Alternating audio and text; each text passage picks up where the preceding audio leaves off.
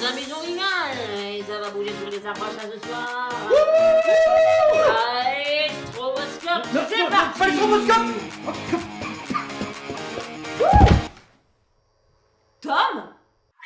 Salut à tous, bienvenue dans la coloc. Ça, c'est Lucie.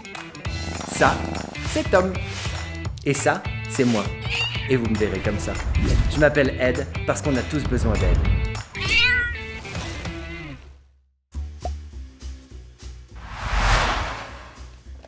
T'es épileptique? Bah oui, j'ai pas eu le temps de te le dire. T'étais déjà parti en full discothèque. Eh oui, ça c'est ce qu'on appelle un handicap invisible. Et qu'est-ce que tu traites d'handicapé là? Alors de base, c'est pas une insulte et ensuite on dit personne en situation de handicap. Tiens, bah tu sais que tu pourrais demander une RQTH? RQTH? Ça veut dire racler quand t'allais au hockey? Non, routière quadragénaire herbivore. Radio qualitative de techno et de hip-hop. Une RQTH, une reconnaissance de la qualité de travailleur handicapé. Franchement, j'étais pas très loin. Bah alors du coup l'épilepsie c'est un handicap? Oui, un handicap invisible, comme une déficience visuelle, auditive, un trouble mental, une dyspraxie ou une dyslexie. Visible ou invisible, les handicaps sont extrêmement divers. Mais en d'autres saisons aussi, non? Chut. En 2001, l'OMS a défini le handicap comme ceci.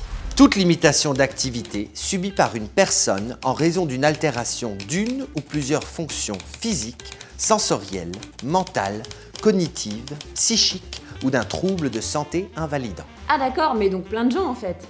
Ouais, une personne sur 7. Au cours de sa vie, une personne sur 2 se retrouvera en situation de handicap durable ou temporaire. Mais enfin comment? Pourquoi? Et comment? Pourquoi? Et quand?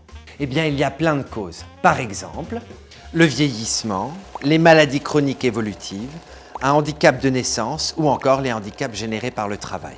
Selon l'INSEE, 2 750 000 personnes souffrent d'au moins une limitation fonctionnelle.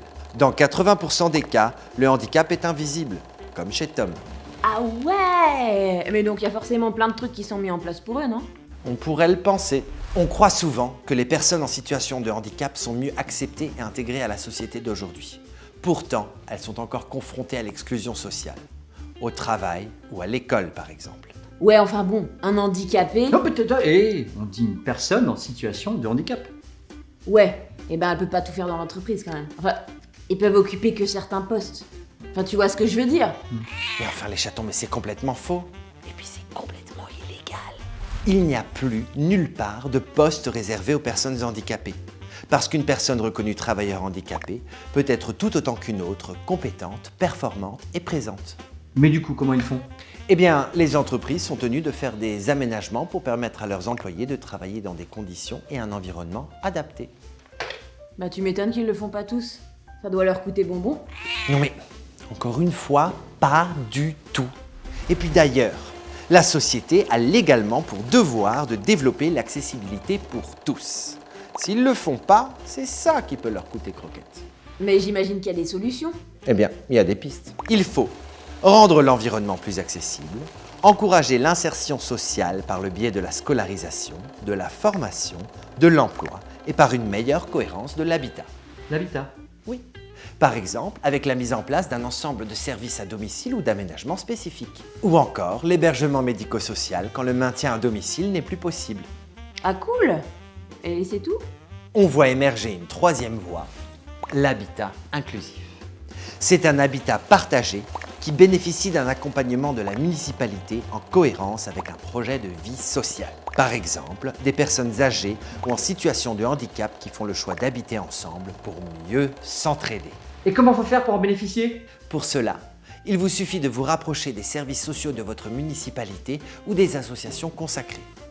Non mais toi t'es bien dans la coloc, non? Oh, carrément, ouais. Bon, discothèque. Et sans stromboscope. Bien sûr. Le handicap est un sujet qui nous concerne tous, parce qu'on est une société et qu'une société c'est fait pour bien vivre ensemble. Si tu veux en savoir plus, n'hésite pas à télécharger les liens en description de la vidéo. Et si toi aussi tu veux être bien dans ton corps, bien chez toi et bien sur ta planète, alors abonne-toi, parce que t'as vu, on a tous besoin d'aide.